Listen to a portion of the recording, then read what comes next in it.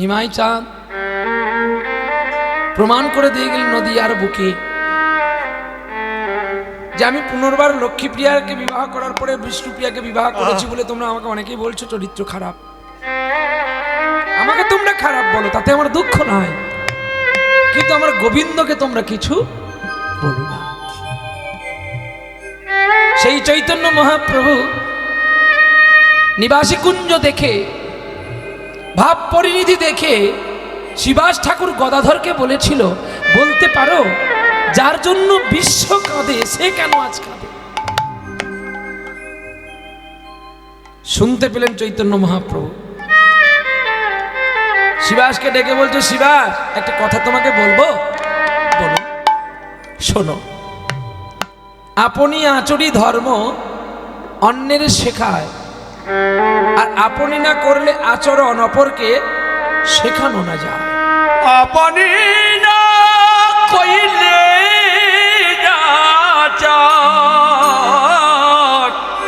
জীব শিক্ষা নাহি পায়। তুমি জানো না, আমি যদি আজকে নিজে না কাঁদি, এই জগৎবাসী কাঁদবে কি করে? জানো, আমার দাদা নিতাই চাঁদ বলেছিল, যেদিন আমার দাদা নিতাই চাঁদকে সুরার ভাণ্ড মারল মাথায়, মেরে মাথাটা ফাটিয়ে দিল,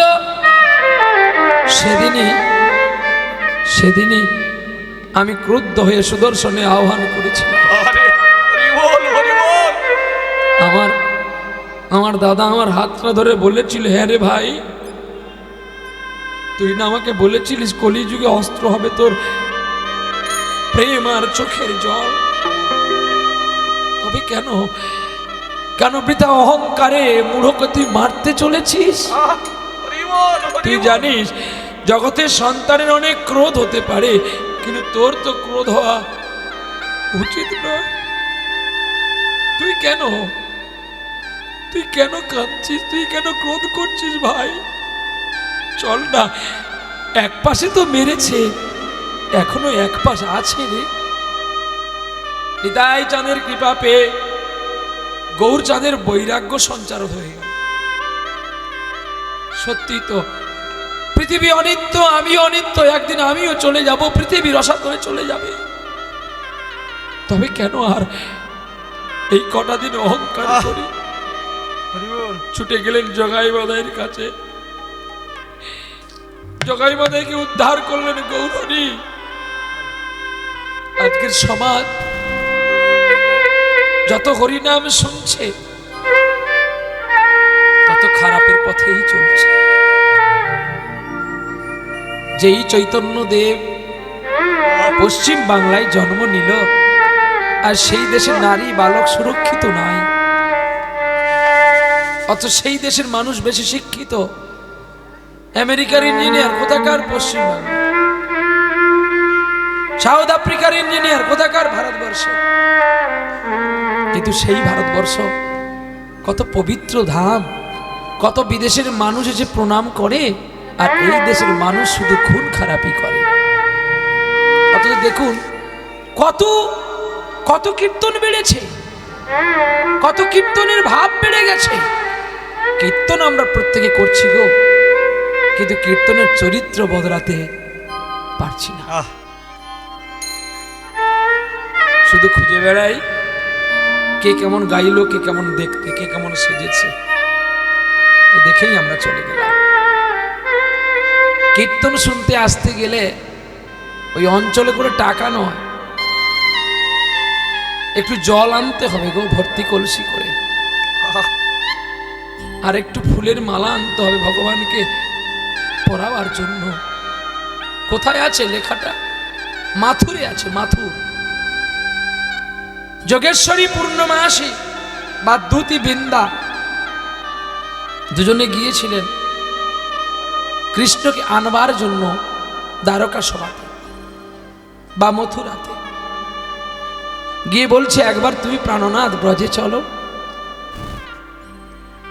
তখনই গোবিন্দর কাছে যখন বৃন্দা কথাটা বলল, গোবিন্দ মৃদু মৃদু হাসছে, আবার নয়নে কিন্তু জল কুলুকুলু করছে। বলছি না আমি যাব না। কেন তুমি যাবে না? কেন যাব বলতে পারো? আমি রাধার কুঞ্জে যেতে গিয়ে আমার জোর করে চন্দ্রাবলী নিয়ে গেল তার কুঞ্জে, কিন্তু সকাল বেলায় অপরাধ করেছি বলে তো তাও আমি রাধার চরণ জড়িয়ে নিলাম বুকে।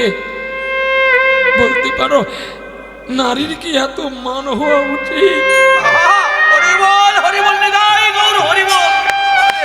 শুধু তাই নয়, আমি আরো কি করেছি জানো? রাধার চরণ দুটি বুকে নিয়ে কেঁদে কেঁদে বলেছি, বধূকে কি আর বলিব আমি, কি আর বলিব আমি।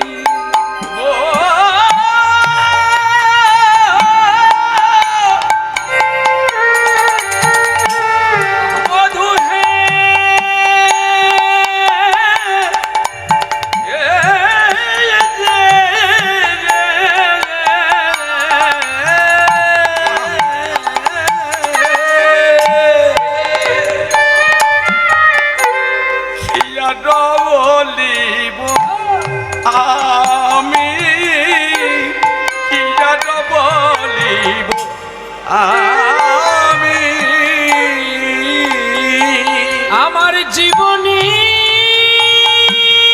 জীবনে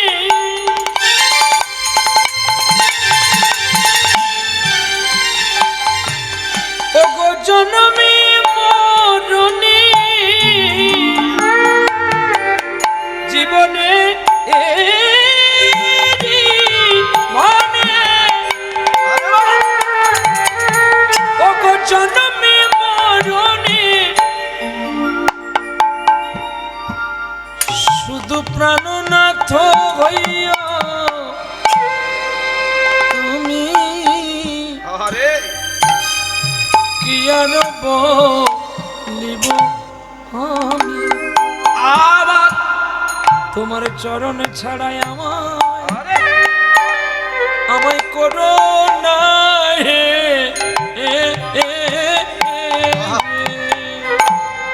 আমায় চরণ ছাড়া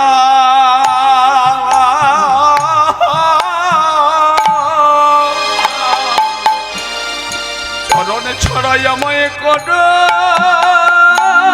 না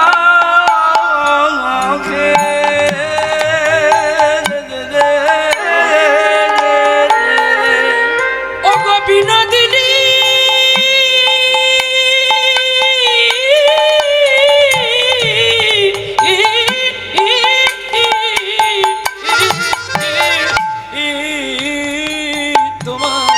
আমায় চরণ ছাড়া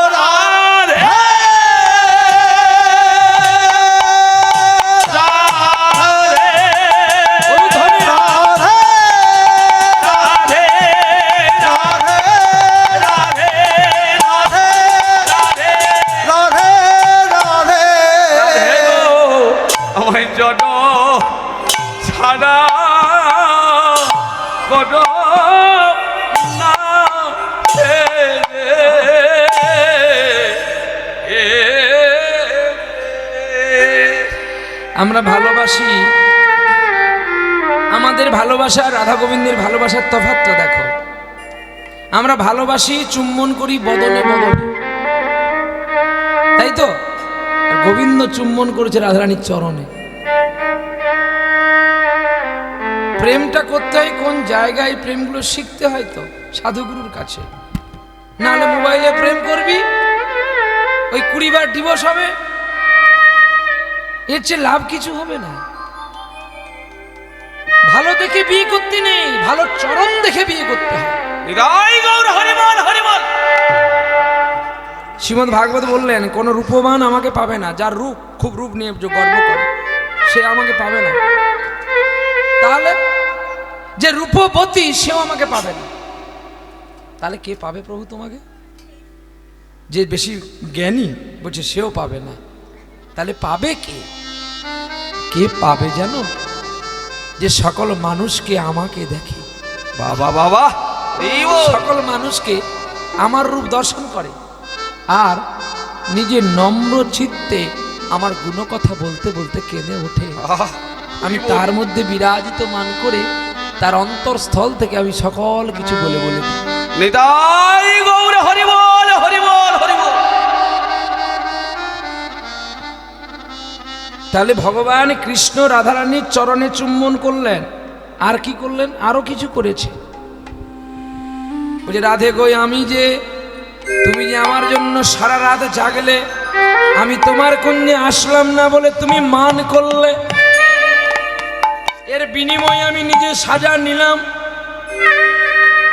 আমার নয়নের জলে চরণের ধারে লিখিন কৃষ্ণ নাম। রাধে গো, ও গো রাধে,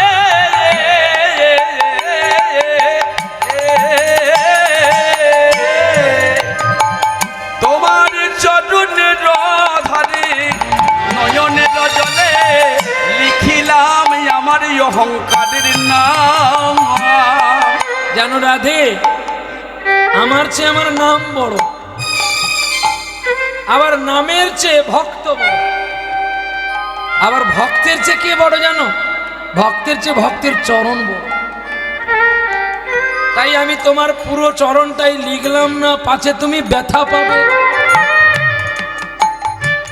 তাই চরণের ধারে আমি লিখে দিলাম, রাধে গো, তোমার চরণের ধারে লিখে দিলাম আমার অহংকারের কৃষ্ণের নাম। চরণের ধারে লিখে দিলাম। ওগো রাধে, আমি তোমার চরণের ধারে কৃষ্ণ নাম লিখলাম। কেন জানো? আমি ধারে রইলাম, আমি ধারে রইলাম, ধারে রইলাম। রাধে গো, আমি ধারে রইলাম, ধারে রইলাম। যদি তোমার কৃপা হয় গো, আমি তোমার ধারে রইলাম, ধারে রইলাম। ওগো যদি তোমার কৃপা হয় গো, আমি তোমার ধারে রইলাম, ধারে আমার রইলাম। অহংকারের কৃষ্ণ নাম তাই লিখে দিলাম। আমি তোমার ধারে রইলাম, ধারে রইলাম। ধারে রইলাম কেন জানো? ধারে, ধারে মানে এক পাশে, আবার ধার মানে ঋণ করা।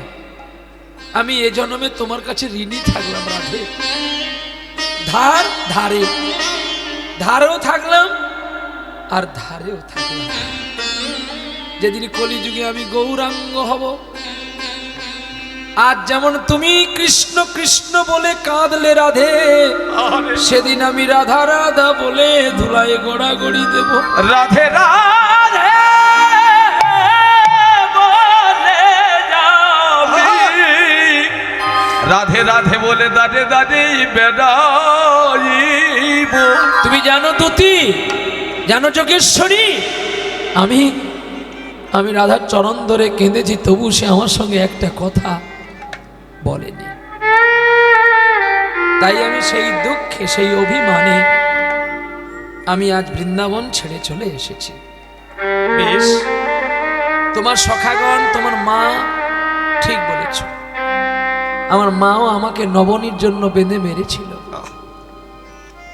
উদুখলের মধ্যে বেঁধেছিল রজ্জু দিয়ে। আমি কত কেঁদেছি, মাকে বলেছি তুমি খুলে দাও, কিন্তু আমার মা আমার কোনো কথা শোনেনি। তাই আমি ভাবলাম এই বৃন্দাবনে বোধহয় আর কেউ আমাকে ভালো বাসবে না, তার চেয়ে সময় থাকতে আমি বিরাম নিই। দুটি বলছে একবার চলো, তুমি একবার চলো, যদি তোমার ভালো না লাগে তুমি না ফিরে আসবে। একবার ব্রজে চলো, ও ব্রজে সর দিন দু একের মতো। একবার ব্রজে চলো, ব্রজেশ্বর তুই একদিনের মতো। ও তো মনে মানে তো, ওরে মনে মানে তো থাকবে সে থা, নইলে আসবে দ্রুত। একবার ব্রজে চলো, ব্রজেশ্বর দিন দুয়েকের মতো। একবার ব্রজে চলো, ব্রজেশ্বর তুই একদিনের মতো। যদি বলো শ্যাম চলতে চরণ ধুলায় ধূসর হবে। অবশ্যই যদি বলল শ্যাম চলিতে চরণ, ওই দুলাজ ধূসর হবে।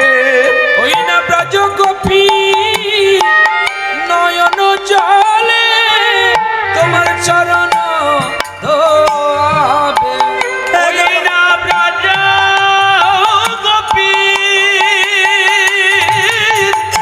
নয়ন জলে চরণ ধোয়াইব।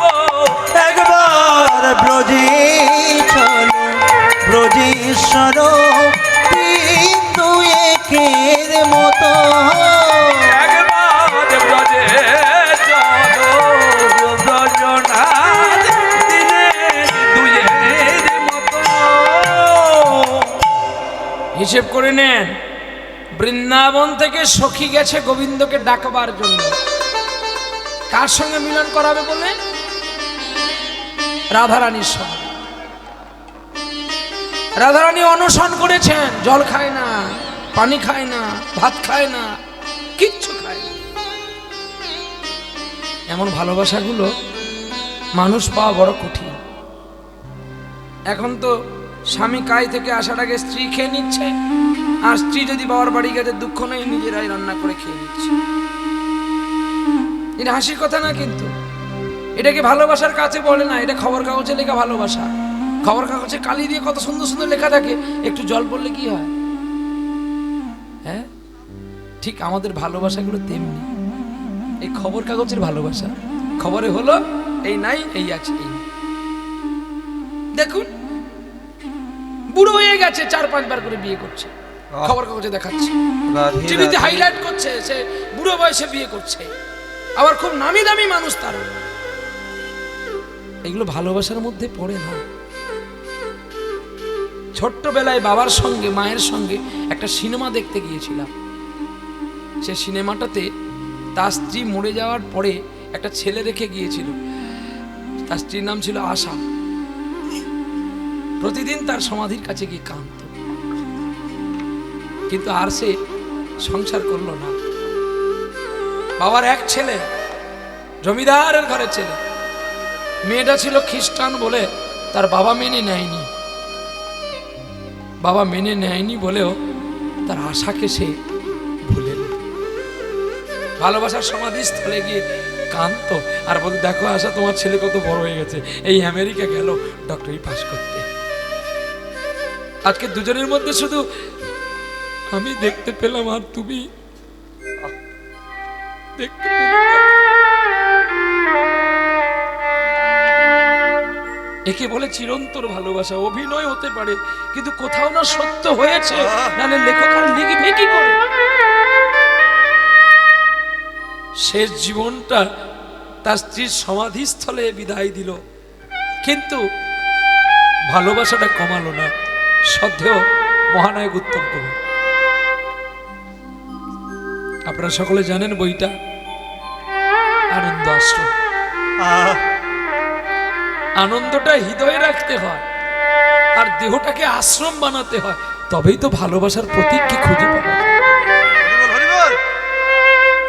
আজকে সবচেয়ে বেশি আমি আপনাদের চরণধুলির কৃপায়, গুরু কৃপায় বা আমার আশীর্বাদে বহু জায়গা ঘুরে নিলাম, কিন্তু সবচেয়ে বেশি হরিনাম সংকীর্তন আপনার সাউথ 24 পরগনাতে হয়। এই 24 পরগনায় কীর্তন হয় বলে বহু কীর্তনিয়া খুব স্টাইল দেখিয়ে ঘুরে। এটা হাসির কথা না, গর্বের কথা একদম। বলি কেন? এখন পাড়ায় পাড়ায় হরিবাসর আর কম্পিটিশনে কীর্তন হচ্ছে। কীর্তন এসে গেছে কম্পিটিশন। শুধু আমার হরিবাসের কত লোক আনতে আমি পারবো, কাকে নিয়ে আসলে হবে, সে কি গাইলো সেটা দেখার দরকার নেই। 5টা মিনিট যেন ঢালাই রাস্তা থেকে জলে দুপদাপ পড়াপড়ি শুরু হয়। কীর্তন কি হলো দেখার দরকার নেই, শুধু যেন ভিড়টা দেখা হয়, রাস্তায় যেন গাড়ি চলাচল বন্ধ হয়ে যায়। কে এসছে না অমুকজন এসছে। আর দেখবেন হরিবাসরে আসার আগেই দুই পাশে বসেছে ডিমের আমলেটের দোকান, এগরোল, চাউমিন, ভেজিটেবিল, চিকেন পকোড়ার দোকান বসেছে। হরিনামের ফল পাবি কি করে তোরা? হরিনামের কলসি যদি 5টা ছাঁদা থাকে, জল ধরে রাখতে পারবি তো? কীর্তনীয় মাছ মাংস খেয়ে ফাটিয়ে বেড়াচ্ছে, যারা কীর্তন শুনতে আসে তারাও ফাটিয়ে বেড়াচ্ছে, আর যারা হরিবাসর কমিটি তারাও আগে কটা দোকান বসলে আমাদের চাঁদা উঠবে আগে বসে দিয়েছে। তাহলে জয় ঘন্টা বাজবে কি করে? যুধিষ্ঠির রাজসযজ্ঞ করেছিল, জয় ঘন্টা বাজবে, বৈষ্ণব আসলো, সকল বৈষ্ণব চলে আসলো, সব লাভা লাভা পেট, বড় বড় শিখা, বড় বড় গলা ভর্তি মালা, কিন্তু জয় ঘন্টা বাজে না। ভগবান কৃষ্ণ যুধিষ্ঠিরকে ডাকলো, তোমার ভাই পবনদেবের পুত্র ভীমকে পাঠিয়ে দাও। পথের ধারে একটা মুচির ছেলে জুতো সেলাই করছে, ওকে ডেকে নিয়ে আসো। যুধিষ্ঠির মহারাজ জিজ্ঞাসাবাদ করলেন না, ও তো মুচির ছেলে, ওকে ডাকবো কেন? যুধিষ্ঠির একটাই জানে যে আমার কৃষ্ণ বলেছে। আহা, কার কৃষ্ণ? আমার। তাহলে যুধিষ্ঠির কি দুটো চিকেন পকোড়া খেয়ে যুধিষ্ঠির রাজযজ্ঞের সংকল্প হতে পারত না? না, তার জীবনে ছিল না। বলে সাত্বিক আহার করলে শরীর যেমন সুস্থ থাকে, মনটাও তেমন শুদ্ধ থাকে, আর শুদ্ধ মন ছাড়া কখনো ভগবানের গুণকীর্তন গাওয়া যায়ও না, আর শোনাতেও পাপ। তাই আজকে সারা 24 পরগনাতে কোনো জায়গার কীর্তনিয়া আসেনি এটা কেউ বলতে পারবে না, কিন্তু অন্য কোনো দেশে নিতে পারবে না। এটা ঠিক, 24 পরগনার মানুষ হাই প্রেসারে মরতে পারে, কিন্তু তাদের দম আছে। এই আনবে বলেছে তো আনবে, যত টাকা লাগে লাগবে, আনবো, দেখাবো আমরা। কিন্তু অন্য দেশের মানুষ, বাবা কত টাকা লাগে গো? না এত টাকা, আমি পারবা না, ফোন কেটে গেল। 24 পরগনার মানুষ বলে যা হয় একবার দেখে নেব। কি নিবি বল আগে, বলে দিলাম এত, না বাবা একটু কম নেই আর কি, না বাবা হচ্ছে না, আচ্ছা ঠিক আছে পেমেন্ট করো, কিভাবে টাকা পাঠাবো? দেখ কোথায় রাজি। কীর্তনিয়া বললে বাবা গান কি গাইছি দেখছি না, পরে পরে বিল বাড়ছে, তার মানে আমি বড় কীর্তনী। এখন মার্কেটে এমন হয়ে গেছে যে বেশি টাকা নিচ্ছে সেই বড় কীর্তনী। রাধে রাধে। কি জানলো সেটা আমাদের দেখার দরকার নেই, তাহলে এটাই জানতে হবে। বলুন, যিনি কীর্তন করে গেলেন ওনার পেশাবে জল দেওয়া আমার যোগ্য নয়, একদম সত্য, চিরন্তন। কিন্তু তিনার জগৎ আমার জগৎ কি এক হবে বলো? মহারথী একজন, আমি 24 পরগনাতে ওনাকে মহারথী বলি, আর সেনাপতি বলেছি রাধাবোধ বাবুকে। যেখানে দেখবে প্রহ্লাদ আছে, ঠিক গান করে বলে, প্রহ্লাদ তুই আয় রে, আমার পা কনকন করছে, দাঁড়িয়ে পড়বে, এতটাই ভালোবাসে। ঠিক তেমনি এই ভালোবাসার জগৎগুলো খুঁজে পেতে গেলে বা ভালোবাসার জগতে আসতে গেলে আগে নিজের হৃদয়টাকে উদাস করে দিতে হয়। একজন হৃদয় পেতে গেলে একজন হৃদয়টাকে দিতে হয়, তা নাহলে হৃদয় পাওয়া কখনো যায় না। হ্যাঁ, মান্নাদের একটা গান আছে না, কি গো, হৃদয়ের গান শিখে তো গায় গো সবাই, কজনা তোমার মতো গাইতে জানে, কি নয়নে কাজল সে তো সবাই পড়ে, জানি না তোমার মতো কজন পড়তেই জানে। হ্যাঁ, গাইতে হবে তোমাদের, আমি জানি তো তোমাদের ভিটামিন শর্ট, যেটা বলবো সেটা গাইতে হবে। প্রেশার হাই, প্রেশার হাই, না না, তাহলে এর বাড়ির কাছে একজন হাই প্রেশার আছে, সে গানে বেরোলেই 50 টাকা চাইবে, আর ও জানে গানে বেরোলে কিছু বলতে পারো না, বলে ভাইপো ভাইপো কি ভাইপো একটা সর্বনাশ হয়ে গেছে, আমাকে 50টা টাকা দিয়ে এখন। অভিনয় জানে ভালো, ভবিষ্যতে মরলে ও ত্রিদীপ ঘোষে জন্ম হবে, মানে আর একটা ত্রিদীপ ঘোষ হবে আর কি। বলে ভাই ভাইপো 50 টাকা দিয়ে খুব দরকার, 50 টাকা দিয়ে বলে কাকা তুমি সেদিন আসতে কালকে ঘুরিয়ে গান সেরে দিয়ে দেবো। গানের সময় দেখা হয়েছে, এই চায়ের দোকানে দুজন বসেছে, ও তার বলছে কাকা চা খাবে না, বলে দিলে খেয়ে নেবো, দে একটা দে। চা খেতে খেতে বলছে কাকা তুমি আমার টাকাটা, তুই জানিস তো আমার হাই প্রেশার, তুই যদি বেশি করে টাকা চাস আমি যদি মরে যাই তোর ভালো হবে বল? আমাকে বলে দাদা তুমি আমার মিটার বাড়াও, নাহলে হাই প্রেশারকে দিতে দিতে আমার ফাঁকা হয়ে যাবে।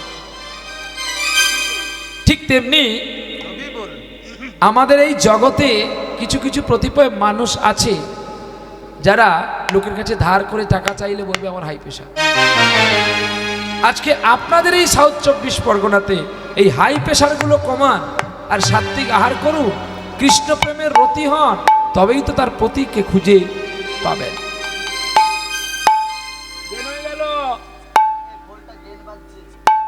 তা না হলে কিন্তু কৃষ্ণ প্রেমের চিত্ত খুঁজে পাওয়া যাবে না। তাই আমার গৌর সুন্দর আবাল বণিকা সকল চণ্ডালকে কোলে নিয়ে কৃষ্ণ নাম করেছিলেন। যুধিষ্ঠির হাস্যযজ্ঞে যখন মুচিরাম দাসের কাছে পৌঁছে গেলেন ভীমসেন, বলছি ওগো ওগো তোমার নাম কি রুইদাস? বলছি হ্যাঁ। চলো চলো আমার দাদা যুধিষ্ঠির হাস্যযজ্ঞ করছে, ভগবান কৃষ্ণ বলে তোমাকে দিতে হবে। আচ্ছা বলুন, আত্মীয় স্বজনের বাড়িতে গেলে আপনারা কি নিয়ে যান? ফল মিষ্টি, হ্যাঁ কি না বলুন না? হ্যাঁ, ফল মিষ্টি নিয়ে যান। এবারে মিষ্টির মধ্যে আবার তফাৎ আছে আর ফলের মধ্যেও তফাৎ আছে। কেউ দেখবে যে আত্মীয় স্বজন অনেকজন আসবে, তো এত কার ফল ভালো সেটা দেখবে না। কেউ দেখবেন দাগ ধরে গেছে, আপেলগুলো নেবে। আবার কেউ বলবে আমি এমন আপেল নিয়ে যাব, হ্যাঁ আপেল দেখে আমাকে যেন সঙ্গে সঙ্গে ঠান্ডা কুলকুল এনে দেয়। ডাসা ডাসা আপেল নিয়েছে, তারপরে এখন কি ফল বেরিয়েছে যে ড্রাগন, নানান ফল টল নিয়ে স্টাইল দেখিয়ে ভালো মিষ্টি নিয়ে চললো। কিন্তু ভগবানের জন্য কি আনলাম? কফোটা চোখের জল ফেলেছ যে তুমি ভালোবাসি, পথের কাঁটায় পা রক্ত না ছড়ালে কি করে বলো কাছে আসবে? কফোটা চোখের জল ফেলেছ যে তুমি ভালোবাসবে। ভালোবাসাটাকে ভক্তি দিয়ে রাখতে হয়। তাই আমি বৃন্দাবনে যাব না, চলে যাও। কৃষ্ণ বলে দিল বৃন্দাকে, আর এদিকে ভগবান ডেকেছে বলে কি নিয়ে যাবে? চামড়ার পুটলি করেছে মুচিরাম দাস। আচ্ছা আপনারা বলুন তো, কোন আত্মীয় স্বজনের বাড়িতে চামড়ার পুটলি নিয়ে যাওয়া যায়? সম্ভব কি? দুর্গন্ধ করবে। কিন্তু নিয়ে গেল কেন জানো? রুইদাসের মনে এসে অনেক বৈষ্ণব হয়েছে, যদি কারো জুতো ছিঁড়ে গেছে আমি বিনে পয়সায় সারিয়ে দেব। চামড়ার পুটলি ভীমকে বলছে, ভীম তুমি তো পবন দেবের পুত্র, আমার এই পুটলি পুটলিটা একটু তুলে নাও না মাথায়। ভীম বলছে আমি পাণ্ডু বংশের ছেলে, এই চামড়ার পুটলি তুলবো? কি দুর্গন্ধ! কিঞ্চিৎ বিকার যদি জনময় শরীরে চড়িয়া উত্তম পথে সিঁড়ি হইতে ফিরে। আর হলো না রে, হলো না রে, হলো না রে, হলো না রে, হলো না রে, হলো না রে, না না হলো না রে, হলো না রে। পুটলি তোলা, পুটলি তোলা, হলো না রে, হলো না রে, পুটলি তোলা, পুটলি তোলা, হলো না রে, হলো না রে। পুটলি তোলা হলো না কেন? ওই যে অহংকার করলো যে ভীম পর্বত তুলে ফেলে দেয়, সে সামান্য চামড়ার পুটলি লোনাতে পারলো না। সে যে দু হাত দিয়ে তুলছে, পুটলি উঠছে না। এটা কি বাস্তব? এটাই সত্য। বলবে কেন? না, কৃষ্ণ যদি কাউকে কৃপা করে তুলে নেবে তো তুলে নেবে, যদি বলে যে তুলবেন না তাহলে তুলতে সে পারবে না। দেখতে দেখতে শেষে মুচিরাম বলছে জানি তুমি পারবে না বাবা, ছেড়ে দাও, আমি তুলে নিচ্ছি। পুটলি তুলে নিয়ে গেল। ভীমসেনের মাথাটা নত হয়ে গেছে। রাজ দরবারে প্রবেশ হওয়ার সঙ্গে সঙ্গে সব জয় ঘন্টাগুলো বেজে উঠল। সকল বৈষ্ণবে দাঁড়িয়ে বলছে মুচির ছেলে সব চামড়ার পুটলি এনেছে।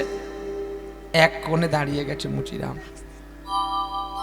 গোবিন্দ গিয়ে বলছে মুচিরাম তুমি আমার জন্য কি এনেছো গো? আহ, এতগুলো বৈষ্ণব আছে, গোবিন্দ কাউকে জিজ্ঞাসা করলো না, মুচিরামকে জিজ্ঞাসা করছে। যে নিচু জাতি তাকে জিজ্ঞাসাবাদ করছে। আর তখনই গিয়ে মুচিরাম বলছে প্রভু আমি তো মুচির ছেলে, আমার কাছে কিছু চামড়ার টুকরো আছে, কই দেখি দেখি কি এনেছিস, খোল দেখি। চামড়ার পুটলি খুলতে গিয়ে দৃশ্য দেখে মুচিরাম অচৈতন্য হয়ে পড়ে গেলেন। চামড়ার পুটলির ভেতরে 56 ভোগ 36 ব্যঞ্জন সাজানো হয়ে আছে। আরে তা দেখে মুচিরাম নিজেই অচৈতন্য। মুখেন করতি ভাচলং পঙ্গুলঙ্ঘয়তে গিরি যৎকৃপা তমক বন্দে পরমানন্দে মাধব। মাধব তোমার যদি কৃপা হয় পঙ্গু যে ঘোড়া সে পর্বত লঙ্ঘন করে যেতে পারে, তোমার যদি কৃপা হয় বোবাও কথা বলতে পারে, তোমার যদি কৃপা হয় অন্ধ দৃষ্টি ফিরে পায়। তাই ঈশ্বরকে ডাকতে গেলে আমাদের ভক্তি করে ডাকতে হয়, ডাকার মতোই ডাকতে হয়। ডাকার মতো আমরা ডাকি না বলেই তো তার কৃপা দয়া আমরা পাই না। আজকে দেখব যে আমরা কে কেমন করে ডেকেছিল, কেমন করে পেয়েছিল, সেই লীলা আস্বাদন করব। আজকে লীলা বিষ্ণুপুরের মদন মোহন আমরা আস্বাদন করে লীলা বিরাম করে আবার আপনাদের চরণ কমল থেকে বর্ধমান যাত্রা করব। বর্ধমানের পরে আগামী পরশু আবার মেদিনীপুর, এইভাবে চলবে অজ্ঞানের 7 তারিখ পর্যন্ত। বাবা গেন আসছে, বাবা গেনটা কমিয়ে রাখ বাবা। চলো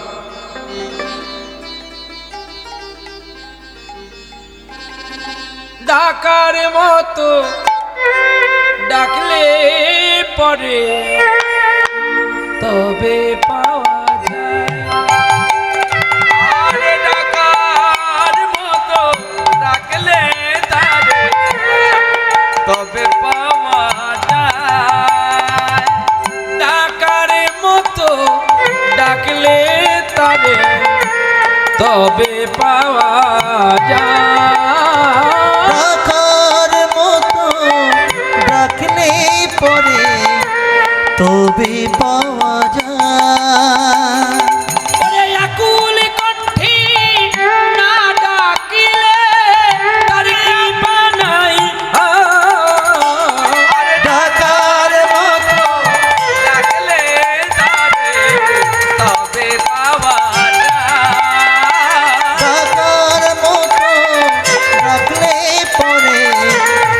তবে পাওয়া যায়। ডেকেছিল তারা দুটি ভাই সকলের জানা, ওরে রাজ্য পদ ছেড়ে দিয়ে কৃষ্ণ প্রেমে পাগল দুইজনা। দয়াময় দয়াময় দয়াময় দয়াময় দয়াময়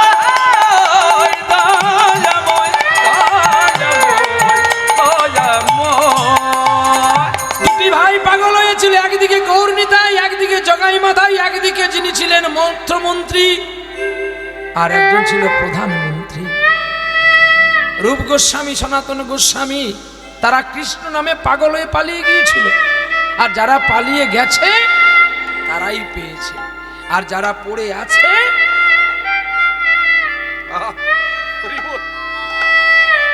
মায়ার সংসার বড় কঠিন। শুধু নাই নাই, ভালোবাসার জগৎটা এত কঠিন না, শুধু নাই আর নাই। তাই আজকের লীলা বিষ্ণুপুরের মদন মোহন। বিষ্ণুপুরে ছিল এক ক্ষত্রিয় রমণী। রমণী মানে নারী। শুনিতে তাহার আশ্চর্য কাহিনী। বিষ্ণুপুরে ছিল এক রাজন, নাম তার দুর্জন সিং। আর সেই নারীর সঙ্গে তার বিবাহ হয়। নারী এত ভাগ্যবতী, সদা হা কৃষ্ণ বললেই তিনি কেঁদে উঠতেন। কিন্তু ভাগ্যের পরিহাস, গোবিন্দ মানুষকে সব দেয়, একটা জায়গায় এমন একটা ছাঁদা রাখে, সেই ছাঁদার জন্য সারাটা জীবন মানুষটা ওই সুখেই সে হারিয়ে যায়। নিতাই গৌর হরি বল, হরি বল। কি গো, আপনারা দেখেন না, অনেক জায়গায় আছে আমরা সকলে সন্তান আমাদের আদ্যক্রিয়া করে। বাবা মা প্রয়াত হয়ে গেলে সন্তান কি করে? আদ্যক্রিয়া করে না। কিন্তু জানো, এই জগতে অনেক মা বাবাও আছে, যে মা বাবা আছে তার সন্তানকে হারিয়ে ফেলেছে। এই জগৎগুলো বড় কঠিন। হয় এ জন্মে কৃতকর্ম, নাহলে কোন পূর্বজন্মে কৃতকর্মের ফল গোবিন্দ আমাদের দিয়ে যায়। তাই সব দিল, কিন্তু কোন সন্তান সন্ততি দিল না। রাজা দুর্জন সিং এর ঘরে ছিল এক মদন মোহন। আর মদন মোহনের কাছে গিয়ে স্বামী স্ত্রী দুজনে কাঁদছে গো।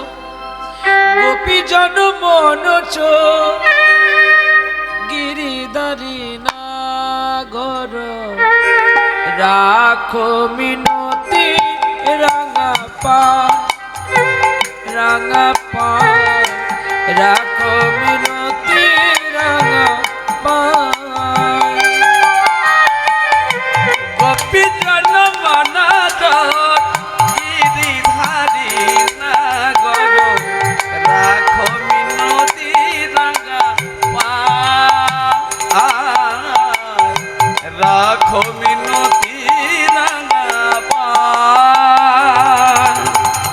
প্রেম পরশ লাগি যুগ যুগ অনুরাগী, প্রেম পরশ লাগি তব কত অনুরাগী, অন্তর যেন কাঁদছে বেদনা। রাখো মিনতি রাখো মিনতি গোপী জন মনোজ গিরিধারী নাগর, রাখো মিনতি পায়, রাখো মিনতি পায়। ডাকিল তারে, ও গো ডাকিল ডাকিল তারে, প্রভুরে ডাকিল তারে, আরে ডাকিল তারে, আরে ডাকিল তারে, ডাকিল তারে, আরে ডাকিল তারে। নয়ন জলে ডাকে ও তারে হায়, তারে হায়, নয়ন জলে ডাকে তারে হায়। হরি নয়ন জলে ডাকে তারে হায় হায় গো, নয়ন জলে ডাকে তারে হায়। আমায় একটা পুত্র দাও না গো, ও গো প্রাণনাথ, আমায় একটা কন্যা দাও না গো। আমায় একটি পুত্র দাও না গো, আমায় একটি কন্যা দাও না গো। যেদিনই আমরা কেউ থাকবো না, ও গো মদন মোহন, যেদিনই আমরা কেউ থাকবো না। হরি যেদিন আমরা কেউ থাকবো না ও গো মদন মোহন, যেদিন আমরা কেউ থাকবো না। বলো তোমার পূজা কে করিবে গো, ও গো মদন মোহন, তোমার পূজা কে করিবে গো। বলো তোমার পূজা কে করিবে গো, তোমার পূজা কে করিবে গো। নয়ন জলে আজ নয়নের জলে, নয়নের জলে আজ ডাকিল তারে। আর নয়নের জলে, আর নয়নের জলে ডাকে গো তারে, ডাকে গো তারে। হইতে নারী আমার ভগবান, রইতে না রে আমার ভগবান। আরে রইতে না রে আমার ভগবান, রইতে না রে আমার ভগবান। দূর থেকে দেখছে তার ভক্ত তাকে কেমন করে ডাকে, দূর থেকে ডাকছে দেখে অবাক চিন্তনমান হয়ে গেলেন। কে জানো? গোবিন্দ। আর এদিকে দুর্জন সিং বলছে, ওগো দয়াময়, তুমি ডাকছো ঠিকই রানী, এমন করে ডাকলে কি তাকে পাওয়া যায়? তাকে আরো গভীর করে ডাকতে হয়। বেশ তো, আমি কেমন করে ডাকলে পাবো তুমি আমাকে বলে দাও। হরি বল, হরি বল। সবাই ঘুমিয়ে গেছে গো, রাজপ্রাসাদের সবাই ঘুমিয়ে গেছে, আর রানীমা গিয়ে মদনের কাছে কাঁদছে। তুমি না অন্তর্যামী, সকলের অন্তরের কথা তুমি জানতে পারো, তুমি কেন সরোবরে স্নান করতে গেলে সকল পাড়ার মায়েরা বলে, মেয়েরা বলে, আমি নাকি কুলক্ষণা, আমার নাকি সন্তানই নেই, আমার মুখ তাকিয়ে গেলে মানুষের কাজ অশুভ হয়ে যায়। পারো না তুমি আমার একটা সন্তান কোলে দিতে? তুমি যদি সকলের অন্তরে বিরাজ করে থাকো, তাহলে আমার কথা কেন ভাবছো না?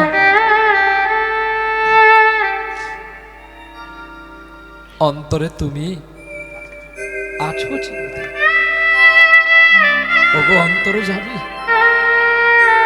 কাঁদছে আর প্রভুর কাছে বসে আছে।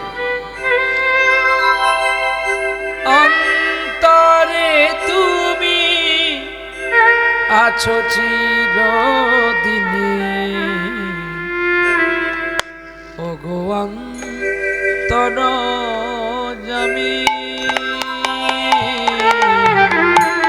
ওগো অন্তরযামী। কই আসবে যে?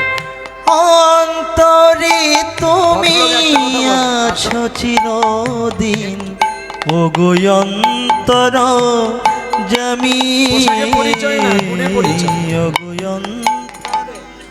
এই শোন, তোর গুরুদেব আমাকে আসার সময় কি বলছে জানিস? বলে যাও আমি একটু বাজিয়ে দিয়ে আসি। দাদা আসো। ভদ্রলোক একটা কথা বলে, ইউটিউব চলছে কিন্তু। না না, আসবে আসবে। বিবেকানন্দের কাছে বিবেকানন্দ ভালো পোশাক পরতো না, হ্যাঁ বিবেকানন্দ ভালো পোশাক পরতো না, আর বিদ্যাসাগর হাঁটুর ওপরে কাপড় পরতো, তবু তার আদর্শ লিপিকে মানুষ ভালোবাসে। অন্তরে তুমি আছো চিরদিন, ওগো অন্তর জামি, ওগো অন্তর জামি। অন্তরে তুমি আছো চিরদিন, ওগো অন্তর জামি, ওগো অন্তর জামি। বাহিরে বিথা যত খুঁজি হয়, বাহিরে বিথা যত খুঁজি হয়, কেন পাই না তোমারে আমি, ওগো অন্তর জামি। অন্তরে তুমি আছো চিরদিন, ওগো অন্তর জামি, ওগো অন্তর জামি। আমারে হেরিয়া ও গো প্রিয়তম,